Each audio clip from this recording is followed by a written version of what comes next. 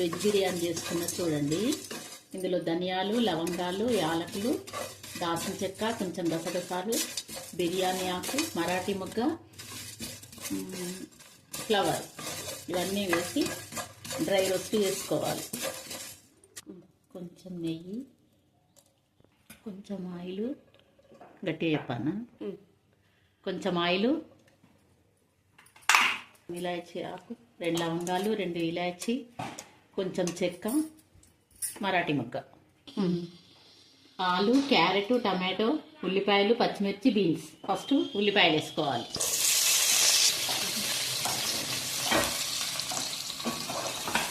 ఇది కొంచెం golden brownish వచ్చాక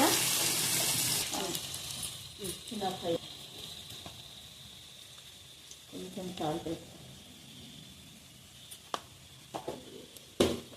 సాల్ట్ వేస్తే మంచిగా ఫ్రై అవుతాయండి. తర్వాత ఆలు, తర్వాత బీన్స్,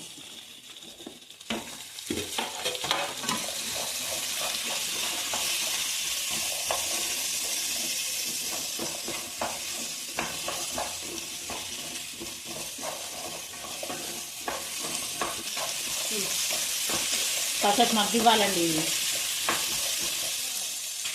కొంచెం అల్లం వెల్లుల్లి వేసేసి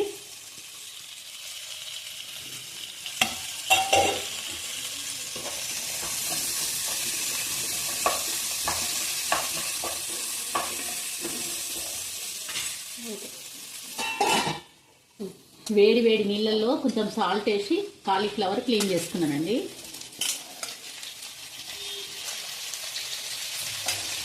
టమాటో,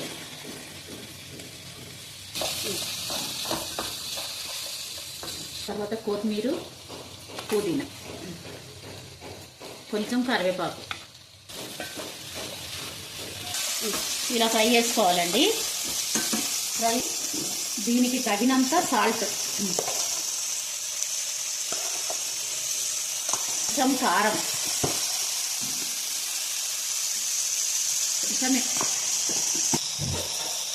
కొంచెం పసుపు కూడా డిఫరెంట్, కొంచెం పసుపు కూడా వేసిందండి. లావణ్య చేస్తుందంటేనే డిఫరెంట్గా ఉండాలి. ఇది కొంచెం నిమ్మరసం,